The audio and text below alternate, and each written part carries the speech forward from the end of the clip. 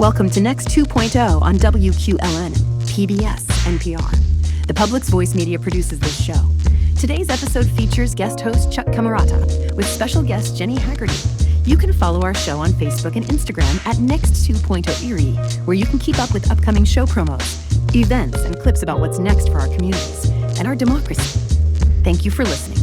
Enjoy the show. Good morning. This is Chuck Camerata for Next 2.0, and we are here this morning with Jennie Hagerty. Jennie has been the executive director for the Mercy Center for Women for the past 8 years, and she has been growing her organization to serve more folk in Erie. She has won awards for her fundraising, and last year she was named the 2024 Nonprofit Excellence Awards CEO of the Year. She is recognized around town and beyond as a stellar fundraiser, partly because she believes in the work, and this is something that came through really clearly when you and I sat down and talked the other day. She believes in the work that she does to serve people who are not being well served by the social service systems and who are often stigmatized and marginalized.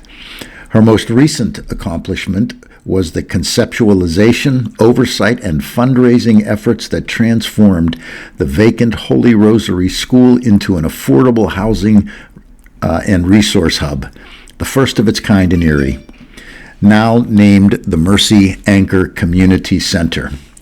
She is an Erie native, graduate of Gannon. She is making a difference in our city, and we are incredibly glad to have her here with us today to talk about her work, to address some of the problems that Erie faces, specifically work with women and homelessness. So, Jen, after you and I talked last week at my kids' coffee shop about the work that you do with the homeless, I went home that very day and I read a quote from Elon Musk, who posted this on one of the social media things, I'm sure on his own. But this is what he said: homelessness is a lie and a propaganda word. And he suggested that most unhoused people are violent drug addicts who cannot be helped.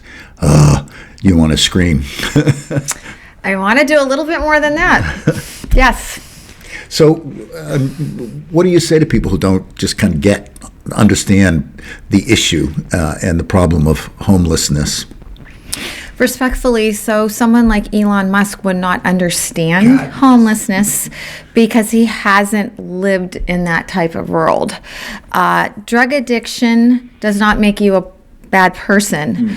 It makes you somebody who becomes wiser on your journey when you have the people who can support you and make your life different.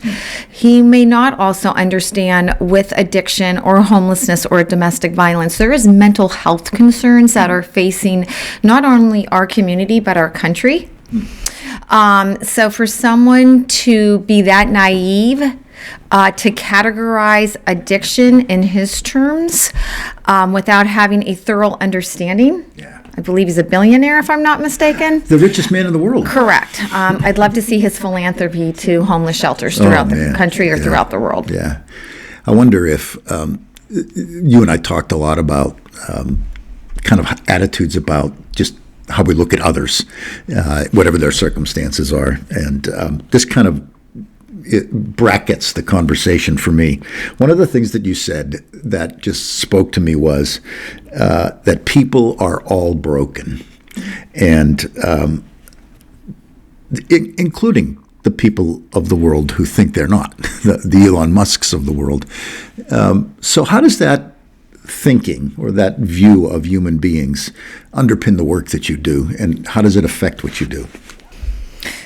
I use that type of mentality to fix brokenness.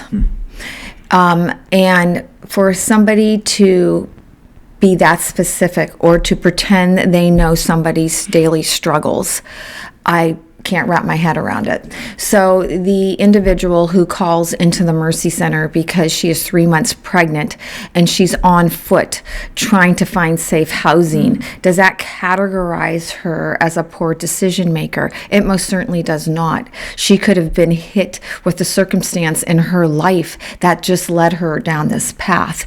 And organizations and housing providers like Mercy Center for Women or the City Mission or St. Patrick's Haven, us coming together as providers are providing her hopefully a stronger future.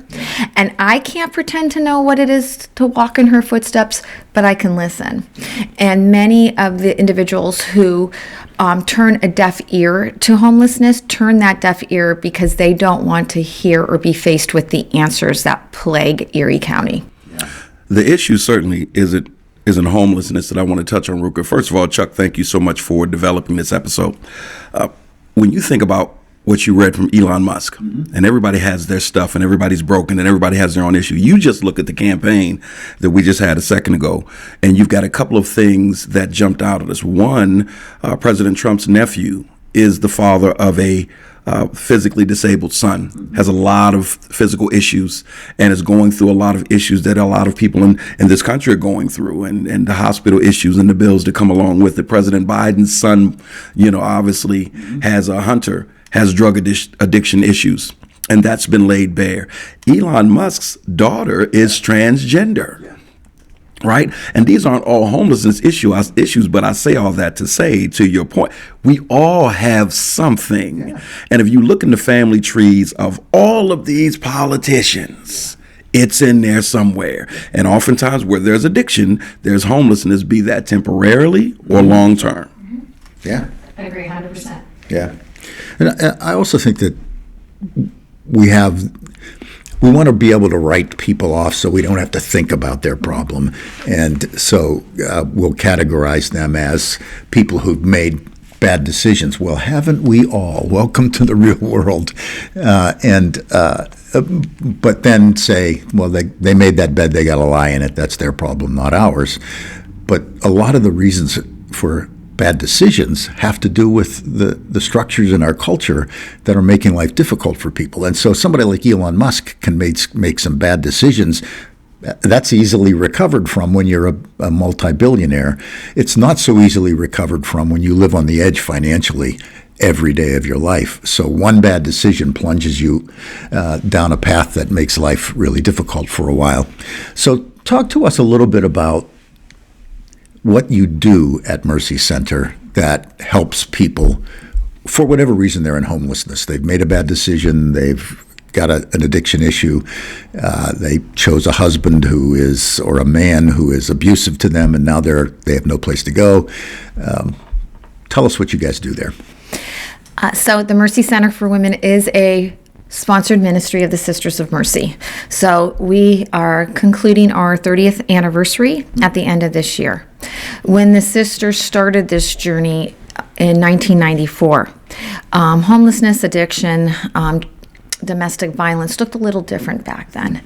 We weren't all fighting for grant money or financial resources. The sisters were just welcoming everybody into a very small home until they purchased the convent in 1994.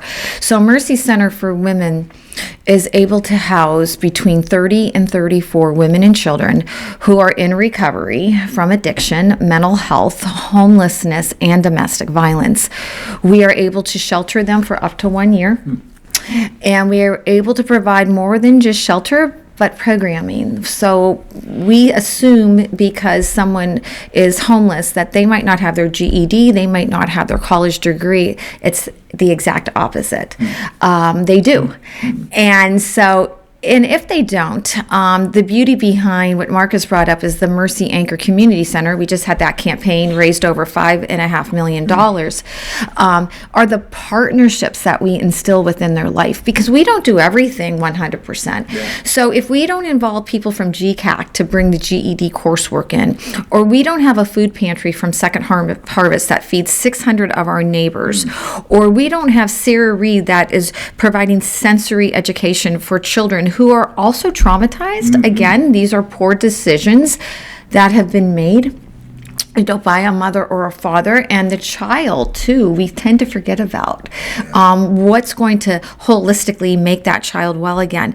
It truly is the partnerships But the over well-being, you're not a good parent, right? If you're in prison because, again, addiction got you there, then we have to rebuild that relationship and reunify mother and son or daughter as a family, which we do. Yeah.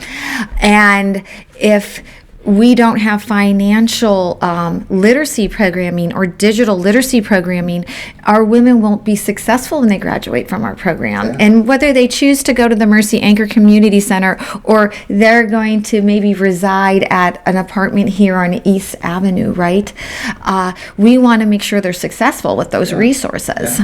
And peer support is incredibly important because this is their family. Their family's written them off. So, Marcus again makes a great point. You make a great point. There's only so many lives.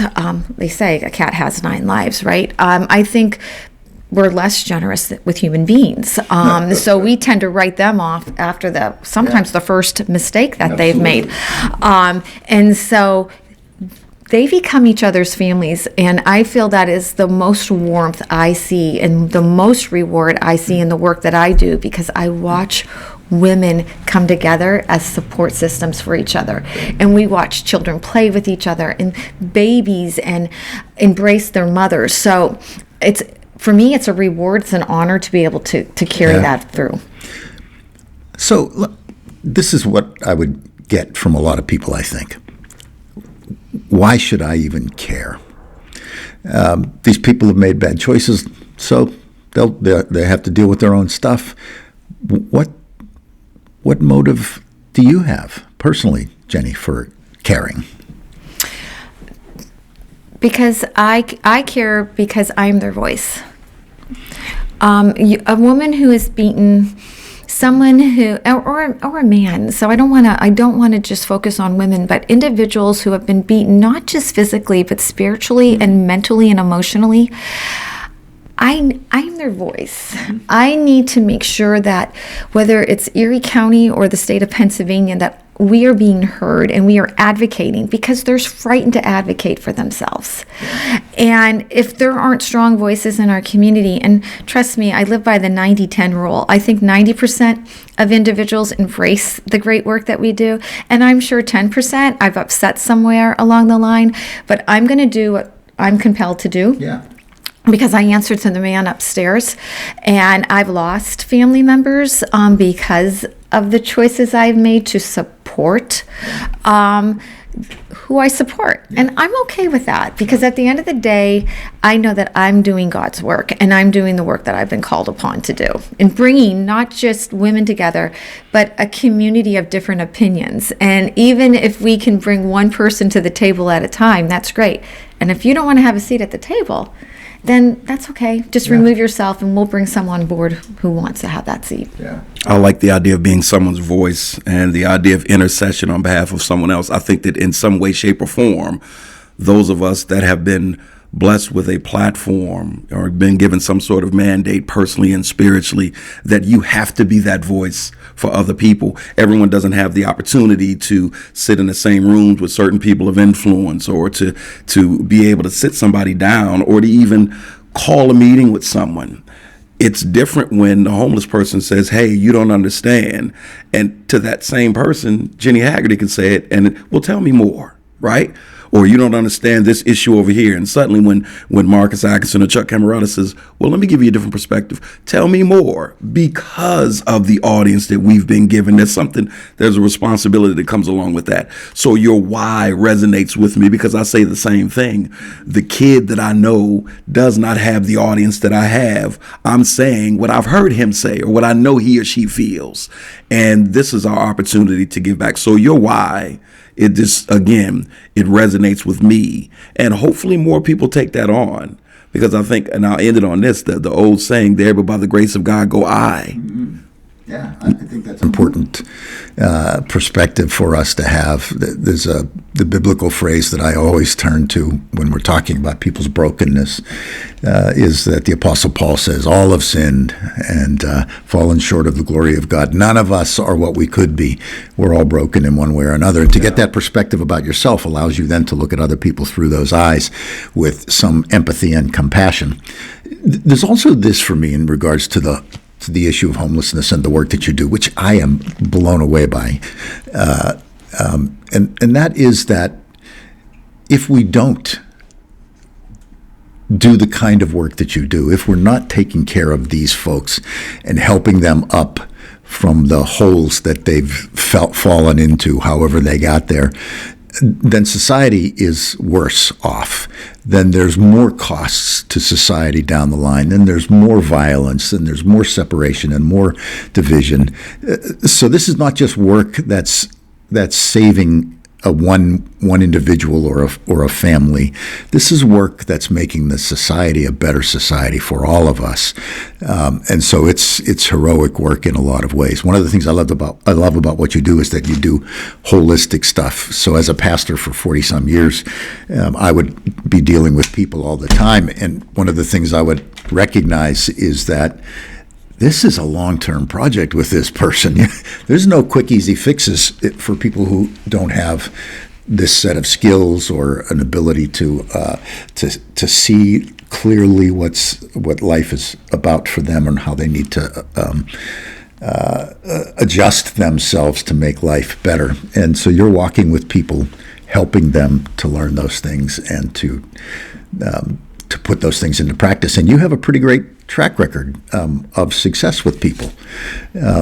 So how many folks do you have in the program right now? Between both programs, we have 70 men, women, and children. And at the end of December, we're going to close on another property. So we will be purchasing the Holy Rosary Rectory, which sits right on the corner of 27th and East Avenue. And so now we become more of a campus setting where we'll be able to help about 15 women, and we're going to expand more into reentry programming because, again, one of the areas we need to become a little stronger in with Erie County is prison reentry. So if someone's coming out of Muncie or Cambridge, right, we need to be able to afford housing for them. And we are housing 3 right now, and they have absolutely been delights to house and bring back all those important elements that are, going to build their self-esteem up again. But again, just those collaborations, those partnerships. We cannot do it alone. And anyone that thinks, we're a standalone housing program, and guess what? We don't need this provider or that provider. You're absolutely wrong, because we can get and do so much more if we just work together. Yeah. There is the phrase that has become much maligned in the years since it was originally said, but it does take a village. It takes a community to help people to live their best lives. And it's real easy for me to see, and maybe we're not all making these connections, but what you do is largely a result of forces at work in our society. So what do you see that needs to be done to change the world that we're in? You and I talked about politics a bit when we were sitting at the coffee shop, and what are some of the problems that you see in our area, Erie City, Erie County, that lead to the kinds of things that you deal with? One would be financial, but I do believe that the monies are there. I just believe the wrong individuals are at the table allocating that funding, and that we have to be more strategic in how we prioritize funding or prioritize getting to know what the real problem is. You can put 100 people in a shelter, but if those 100 people do not have the resources they need, and it's more than food and warmth, it's about what's our next step 6 months from now when the shelter is no longer available and it becomes spring and summer. What footsteps, what strategic plan is going to happen so we don't go back in the streets and are going to be facing the same situation next winter? I do believe also that, and I do say this respectfully, I think you and I had this conversation in the coffee shop. I think our local officials are good at what they do, but I'm only hearing and listening to men. All right. So, again, our district attorney's a female. She's excellent. But if you look at our state representatives and our county executive and our mayor and our senator, and I mean this respectfully because they all do wonderful work. However, where's the female presence? And you and I had this discussion. I think a woman that is knowledgeable in housing and understands what is necessary to make those next steps, or a male who is knowledgeable in housing, they need to sit at the table. Because respectfully, how would any state or local official understand it?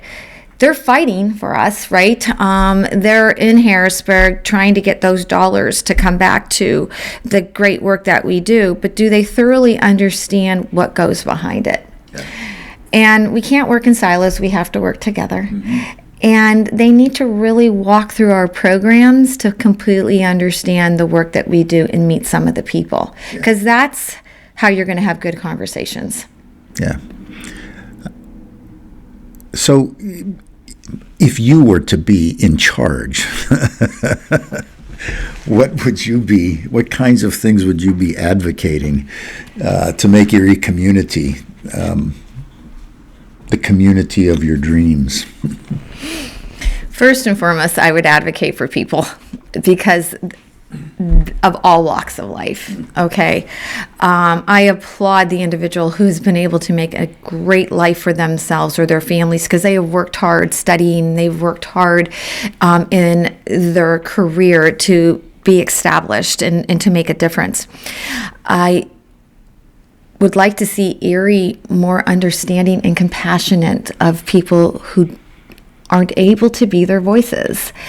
And I think the work that we do is essential. If you choose to be county executive, then we need to realize, and we know that 80% of that work is human and social services, right? So we're fortunate, or Mr. Davis is fortunate to have a great team of people that surround him that can take care of everything else. But we just need, again, if the perfect world for me is to make sure that we are working together and not in silos, that there is not egos behind the work that we do, and that I talk about who sits at the table. If the right people aren't at the table, then it's like taking the SAT and failing because you don't have the knowledge necessary to continue to do that good work. Yeah. Yeah, so we need a breadth of people at the table. It's not just one person. Yeah. And if anybody thinks for 1 minute that because they hold the purse of funding, if they think for 1 minute that they are the ultimate savior of what goes on, right, in the state, in the country, no, that's not how it works. Well, it's what some people think these days, and so we just get one person who can fix everything, and that's our hope and our dream.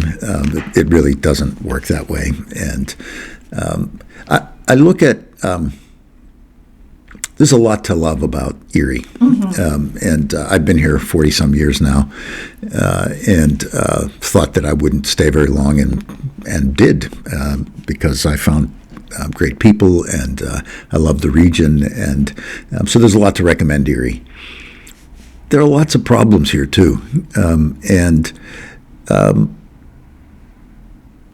what's required, do you think, for us to actually address those? This is one of my takes about society in general, is that we've been kicking cans down the road for so long that now a whole lot of them are coming to roost all at the same time.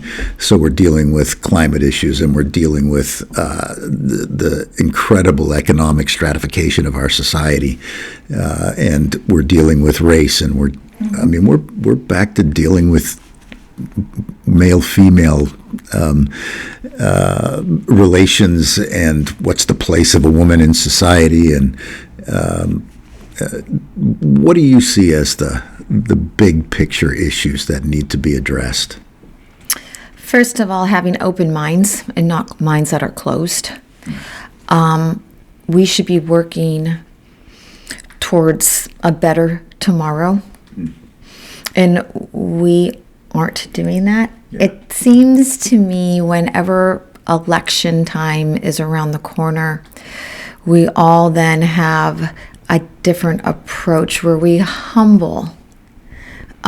more humble, and we want to become more understanding, and perhaps maybe visit some of these areas that are destitute. And that's great, but the most powerful voices I used to think were elected officials, but now I look at the amazing leaders within our community, the good work. For example, take ESR. I'm going to talk about that for a minute, right? So we are in a grant right now, waiting to hear about a building on Lower East Ave, that would help Mercy Center for Women and Families. So it's I believe there's 5 apartments and 6 apartments, and we've been working with ESR on a grant. And the grant came back positive, $900,000+ to renovate that building. Nice. So I've spent a lot of time with Matt Harris and Daria Devlin, and the beauty of it is Matt and I went back and we've always talked about, hey, Jen, how can we do better? What do we need to do? We're right over here. How can we help your clients? And what I loved about this grant was it was unique. There was no silos. Yeah. So 2 of those 6 apartments will be Mercy Center for Women clients. Great. And that's how we work together, right? Sure. So that's a partnership. That's a collaboration. Matt and Marcus were one of the first that walked through the Holy Rosary facility before we turned it into the Anchor building, because they wanted to know, what are you doing? How can we be a part of that? How can we help? But I think what I appreciated most, and I try to be the same person, is they wanted to learn. Yeah. Right? So why are we repeating constantly different, or put it under a different name and say, well, we're doing this here, when don't reinvent the wheel. Let's just work together and get it done. So now to hear that this is now going to come to fruition, I have 80 people on a wait list waiting to get into Mercy Center. Now knowing that there's an opportunity that we're going to work with ESR, and 2 of those families are going to have safe and affordable housing is a win-win. Mm-hmm. And that humble approach comes along with understanding that the term community servant is the key word. You're not community czar, right? And so this is the issue that we've run into in local government, county government in particular. And we've got another lawsuit going, and it clogs the system over time. This is a unique opportunity for Erie and cities like Erie across the country to try to make generational change and generational differences within their city. And when you have that opportunity, to your point, people have to come to the table, one, with their egos checked at the door, remembering who they are there to serve, especially elected officials. If it was an appointment, that would be a different conversation to some extent. It's an elected position. And for those of us in community that are serving, we are stewards of the good work that's been done long before us.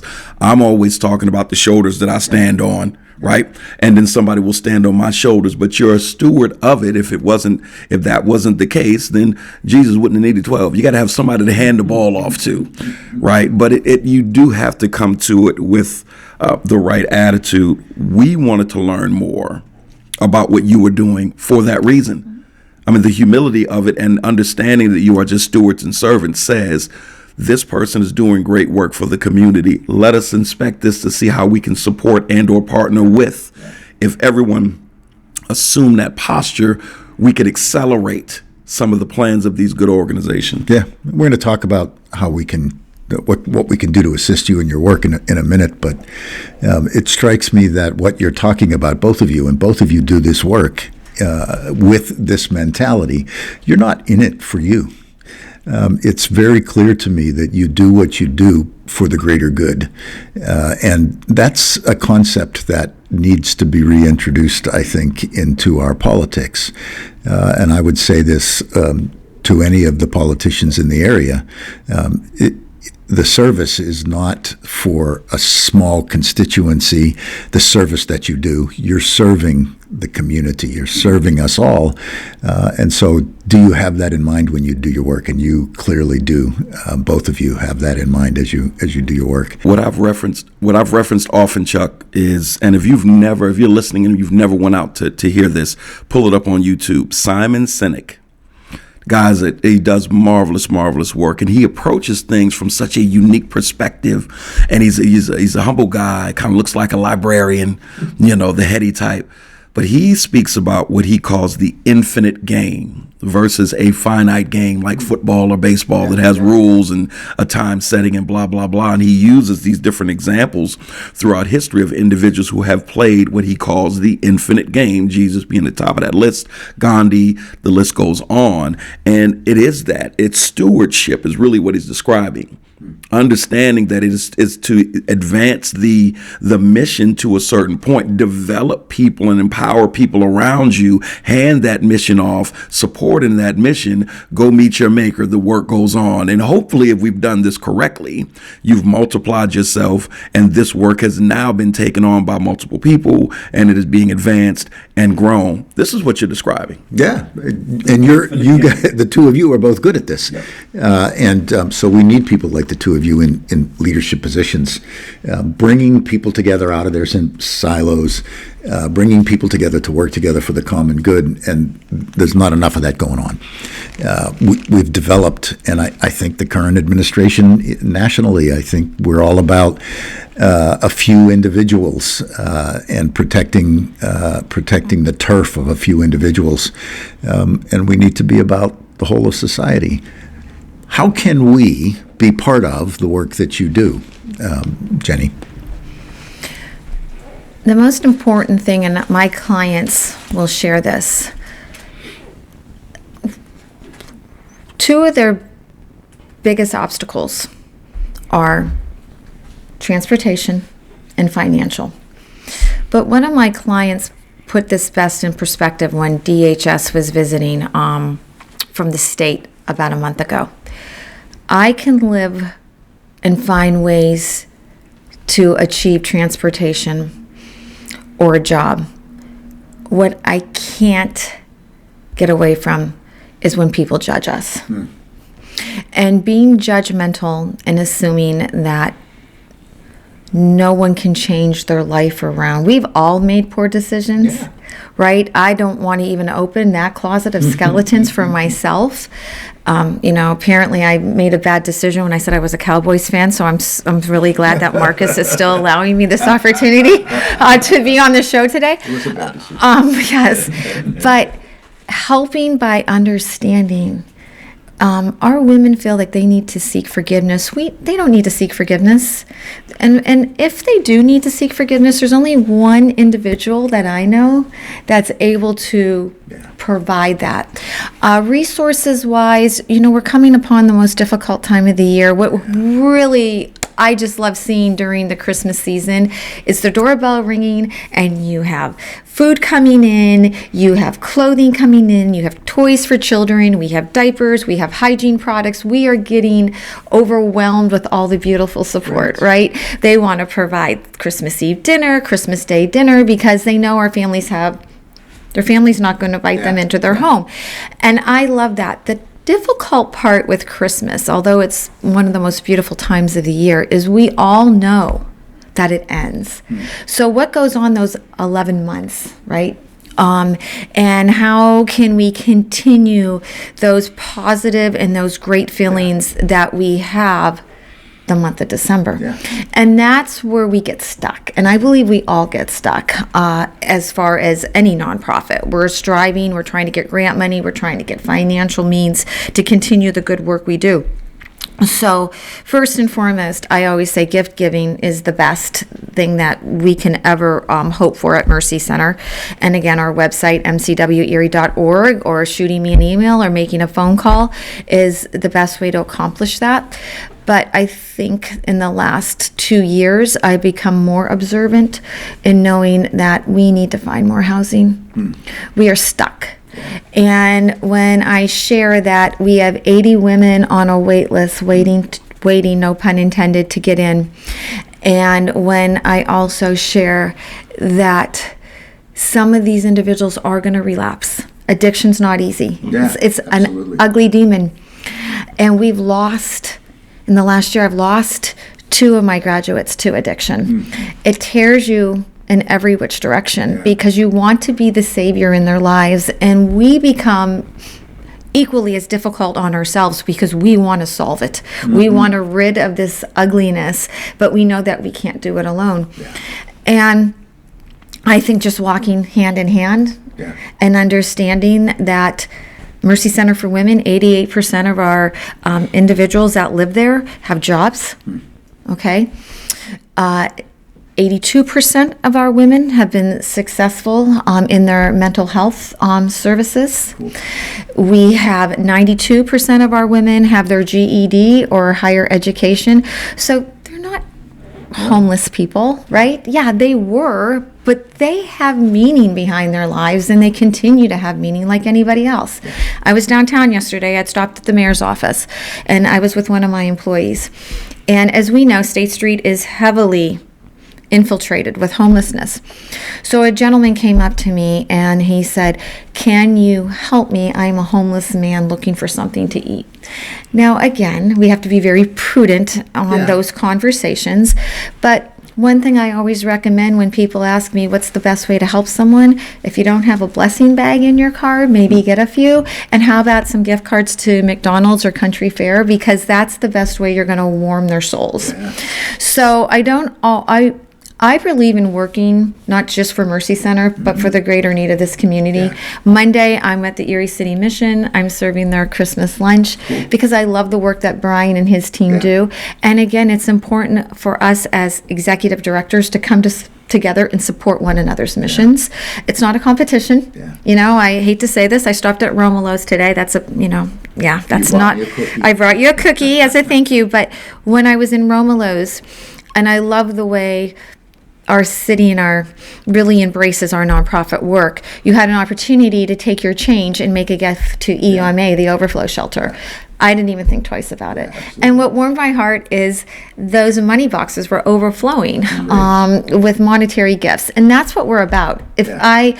I'm going to preach. I love what I do for Mercy Center 24/7. That's my heart. But I also love what the City Mission does, St. Patrick's Haven, Upper Room, EUMA, Erie Dawn. We are an incredible team of housing providers out here. We just need more housing and more money. I've got a great warming center story. This was several years ago, and I am volunteering at the overnight shift for one of these warming shelters. And, it breaks your heart. You talk to people, you get to know people, and I think it's good for the soul. It's like chicken soup for the soul, to hear other people's narrative, not just in that setting, but in any setting. But I'm there, and there was a guy who, I don't know if he was mute by choice or he physically could not talk, but he would gesture when he would, have exchanges with you, would never verbally talk. And so I was there for 2 days volunteering. He was there both nights. And this is during the time when I was leading this volunteer organization, and we would do service all throughout the city. And so we're renovating a school months later, and we have a little rally with the volunteers before they go in to serve their shift. And here comes the guy from the homeless shelter. And when they're walking in the doors and we're handing out the T-shirts for them to wear, and he came up and he put his hands on my shoulder and he just kind of gestured hello. And it almost brought tears to my eyes. And so here he is in the situation that he's in. Listen, I know people who have been blessed beyond measure, and you cannot get them to volunteer or give. And he's in the situation he's in, and he took 4 hours of his day to say, let me volunteer for someone else. I said, now, if this is not humanity at its best, I don't know what is. That is what humanity is all about. And it's in us, but we have to tap into that and step outside of ourselves at times, and through our time, talents, treasures, or all of the above, give back to make someone else's journey more meaningful and more substantive. Yeah, recognize that we're all in this together. We're all in this together. And that none of us is able to be really successful on our own. And don't you consider it an honor when they know your name? Amen. So we did a Thanksgiving luncheon at Mercy Center at the Anchor Building for the homeless. And now you become so familiar with everybody, and I feel it's more of an honor for them to know my name, and they remember you, they remember that kind gesture, and just being able to offer other alternatives for them. And I have my clients preparing and serving that meal because they have been blessed. And my clients need. We're down at Perry Square twice a year. We do it. We're on February 14th. We'll be down there doing a bread and soup event, and my clients will prepare soup along with my staff. But they need to understand the true meaning of gratitude and give back, because guess what? A year ago, they were in that soup line, getting a bowl of soup and warming their bodies with it. And I think the best lesson we can teach anybody in life is boots on the ground. If I'm boots on the ground, guess what? You're boots on the ground too. And I just love teaching moments and allowing people the opportunity not only to learn, but to be a servant of the Lord. This is what I love so much about the narrative of the fish and the loaves after the Sermon on the Mount. You know, Jesus feed these folks, and he took what they had. No, give me what you feed them. So give me what you have, and we'll multiply. I love that he made them come out of their pockets for their own surplus. And then we'll work from there. I love that you do that, because I think that you are transferring in a good way, in the best of ways, the responsibility of blessing those that need to be blessed. As you've been blessed, there's an obligation. People think that obligation only comes when you got a ton of money. That's why I gave the narrative about the homeless guy coming to volunteer at the school. Like, no, I get blessed by people. I'm going to be a blessing. You don't need to be a millionaire to do that. I love that you take on that responsibility, because that teaches a lesson that goes beyond just what you are doing to provide for their service and their needs. And including other people. So like we tap into city officials, we tap into county. And I will tell you, it's nice when the mayor's maybe serving a bowl of soup.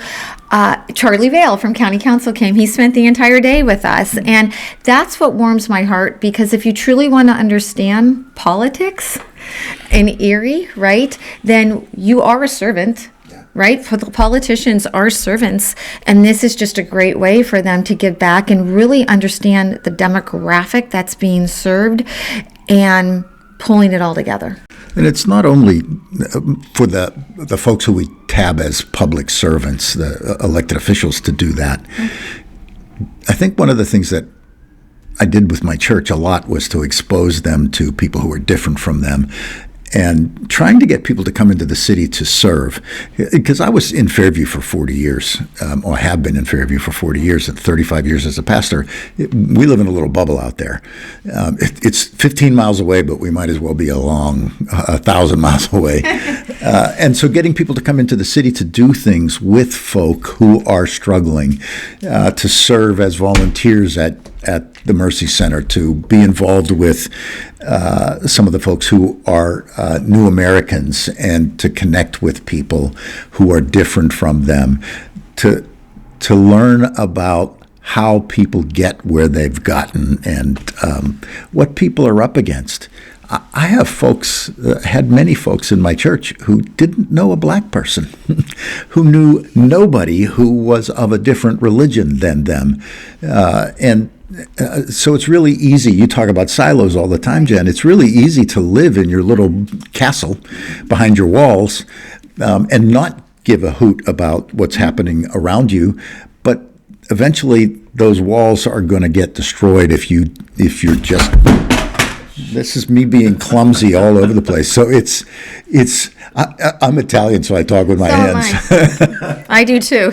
Surprised I haven't knocked So everything down. ladies and gentlemen, the banging is Chuck dropping things in the studio. And might I add, you heard a siren again. Sirens make a special appearance in like 80% of our show. Our studios are on Parade Street, right? Sirens make an appearance in like 80% of our shows. Yeah, and I'm surprised that the heating hasn't kicked in a loud way, and we just that was intentional. We have to. I know you were smart enough to do that, but I would not be. We have to work at these things. No, here. And you know what I loved what you said. Let's go back to not knowing black people, right? So a little personal note about me. I grew up on the West Side. I was the youngest of four. I'm full-blooded Italian, hence my hands and my passion, right? But I thought I was going to McDowell High School because my siblings did, and my parents decided, no, you're not going to McDowell. We're going to send you to a Catholic school. I'm like, oh, where am I going to go? Is it going to be Villa? Is it going to be Mercyhurst Prep? Nope, you're going to St. Ben's. So if you're not familiar with St. Ben's is, or was, on 330 East 10th Street. I was frightened. And I came home, my dad dropped me off the first day of school, and I got back on the bus when I came home, and they said, how'd it go?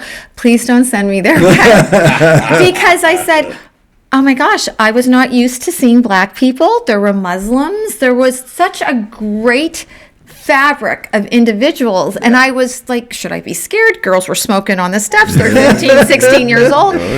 Within a month, I found my home. Nice. And I loved every minute of the opportunity of getting to know people.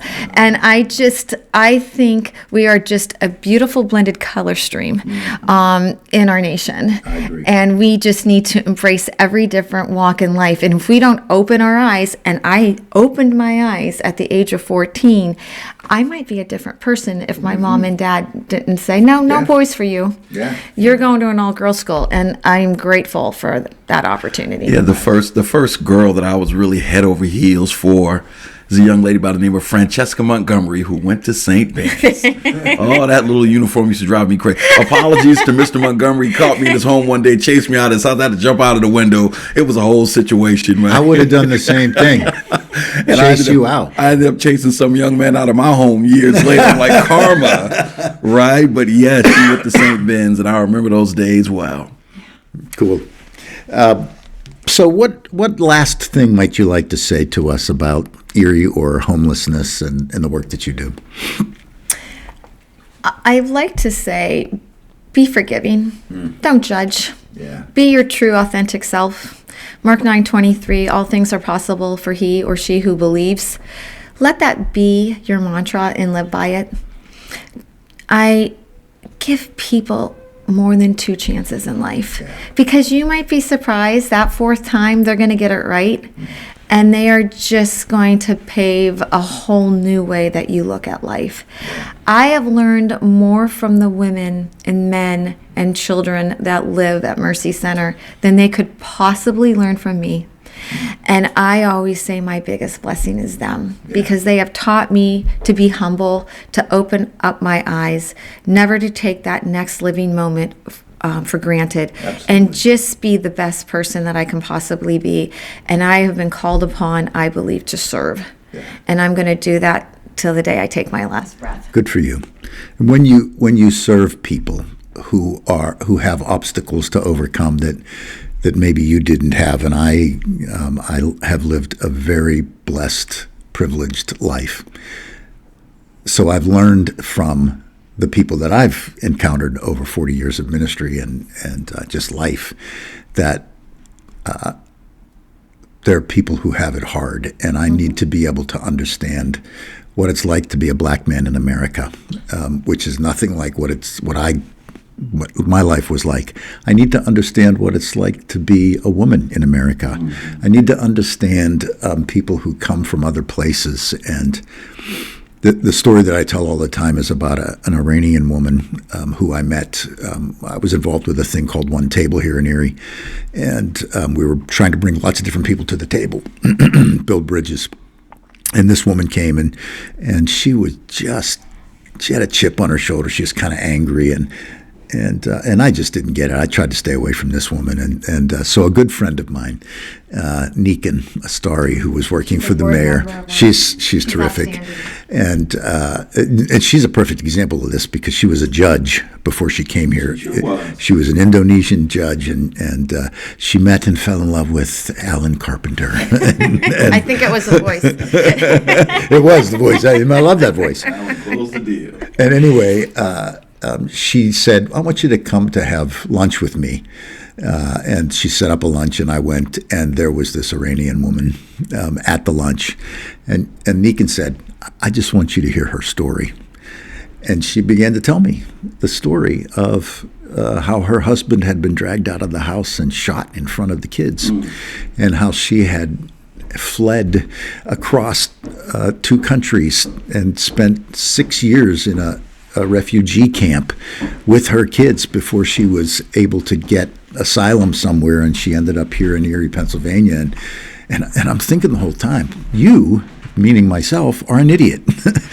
That to have not allowed yourself to have been so quick to judge and not have allowed yourself to say, I don't know this person's story, and maybe it's a hard story, and it was. And I think to myself, those of us who want to get rid of people like that, deport all these folks or write them off, the homeless people, or we're missing something that makes life richer and more beautiful, and that is connecting with people and working with people to build a better world. And the only way we do that. So the reason for that story is to say to our listeners, there's opportunity to volunteer at Mercy, and give you an opportunity to connect with people and learn some things and see life from another side. And that can do nothing but grow you as a human being, and you should take that opportunity. We will put in the show notes for the show contact information for you and for Mercy Center. So if people do want to contribute in any way, whether it's financial or they want to volunteer, that they'll have an opportunity to do that. And I want to say thanks, not for being here so much, but thanks for the work that you do. And it's a ministry. It is. Right? It has to be a is. ministry, the passion that we have. I don't look at my work as a job. It's not 9 to 5, right? But you have to be just woven in a believer that there are better tomorrows. And if they're not better tomorrows, we're going to find a way to make sure that happens. Yeah. If they're not coming as a result of the way we're playing the game right now, well, we'll start playing the game differently, and that's up to people like you to make that happen. And I've never shied away from a good game. Let me tell you. Good for you. Yeah. As a believer, I mean, the work that you've done on and I know that you're closing, Chuck, the work that you've done on the Holy Rosary School is phenomenal. I mean, if you haven't seen this place, call her to set up a tour. Absolutely phenomenal. I love when people have the audacity, right, to have faith rooted in such audacity that you can look at a project like that, envision it, and say, let's get to work. Because it is so big and it's taken so many resources to make it happen. Kudos. But without divulging any price tags before we close, just give the listener an idea of all the work that went into making this happen and the process, because people drive by, oh, it's a new facility. No, there was a lot of vision and faith that went into that new facility you drive. Just give us a snapshot before we close. Absolutely. So we knew there was a need to do more. When you have women crying in the Mercy Center because landlords don't want to take that second or third chance because they have a criminal background, what's the next step? Father John Jackal, who at that time was the pastor of Holy Rosary Church, approached me. I was year 2 into my role as the executive director, and provided me with a vision of a 39,000 square foot building, once an elementary school. So 39,000 square feet. Here you are. What do you think about this? Would you like to buy this? Okay, well, I'm in year 2. I'm still trying to understand what I'm involved in, but I'm going to have the right discussions with the right people, which of course is your board of directors and your donors. Needless to say, in February 20th, 2020, we closed on that $300,000 building. COVID hit. Obstacles took place. We were predicted to raise $4 million to take that one-time elementary school and develop it into 13 two-bedroom apartments, education room, technology room, fitness center. We have a food pantry, behavioral health, primary care, art with Antonio and Sarah Howard, Sarah Reed Services, GCAC. We have a vegetable garden of opportunity. That first 3 tenants moved in March of 2023. We raised $5.5 million with 0 debt paid. And I became a project manager because I wanted to learn everything about heating and cooling. I poured my heart into that project because people deserve that. And I know that we all get a little nervous when you're almost there, but not quite. Is this going to become a reality? But every time I drive and up to that parking lot and I see life in that building, and I see children laughing, and I see Mercy Center and the Anchor Building collaborating. And now we have the rectory that we're going to purchase here at the end of this month. It is a campus of life. And a lot of work went into it, and having good people like Marcus or Chuck, you, or the donors that really believed in our work, and the Sisters of Mercy who said, we're going to trust you on this, Jennie, go make it happen. And to know a couple years later, we're still surviving.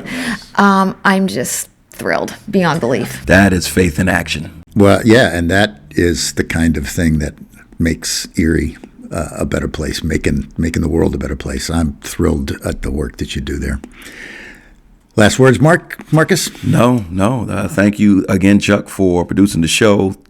Jennie, thank you for coming on. Thank you. And I am a fan of your work, a supporter of your work. I appreciate your work, and one of the reasons that we're in your orbit is for that reason.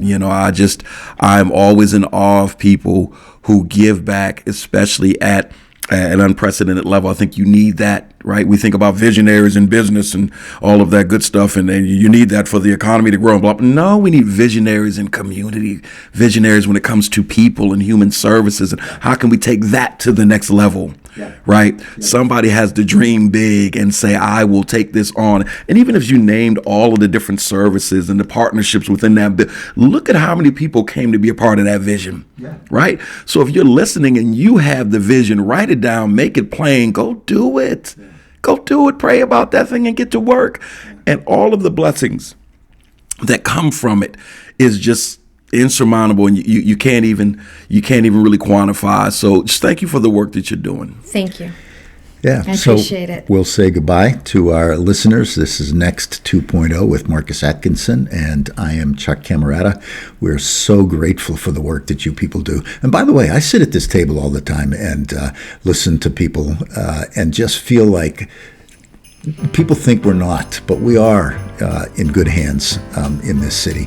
There's a lot of good young leadership in this city. And, 100%. Yeah, and so I could be sitting here with the next mayor and the next county council, chairperson. You could be.